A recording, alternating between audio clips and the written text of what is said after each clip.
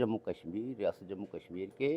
रहने वालों का मुल्क है और इसके मुस्तकबिल का फ़ैसला जो है बैनुल-अक़वामी बरादरी भी तस्लीम करती है, यूएन रेज़ोल्यूशन भी हैं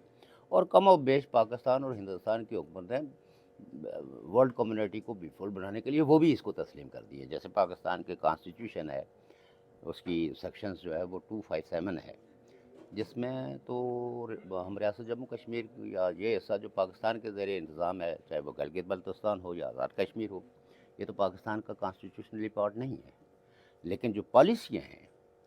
कि मुझे इलेक्शन में हिस्सा लेने के लिए भी अपनी रियासत पाकिस्तान को लिख के देनी पड़ती है, जो सरयन जो है वो अक़वाम मुत्तहिदा की करारदादों की भी और पाकिस्तान के अपने बयानिए की भी खिलाफवर्जी है। कोई ऐसा शख्स, कोई ऐसी पॉलिटिकल पार्टी जो एक्ट 74 के तहत है,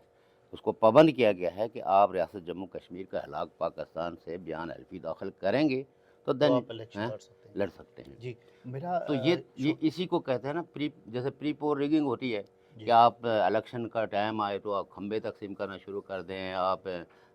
पानी के पाइप देना शुरू कर दें या पैसे बाँटना शुरू कर दें।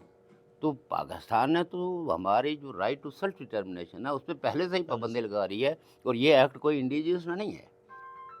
एक्ट जो 70 था या पहले जो चीज़ें थी, तो उसमें तो ये शिक इनकॉर्पोरेट नहीं थी। ये तो 74 में पाकिस्तान ने एक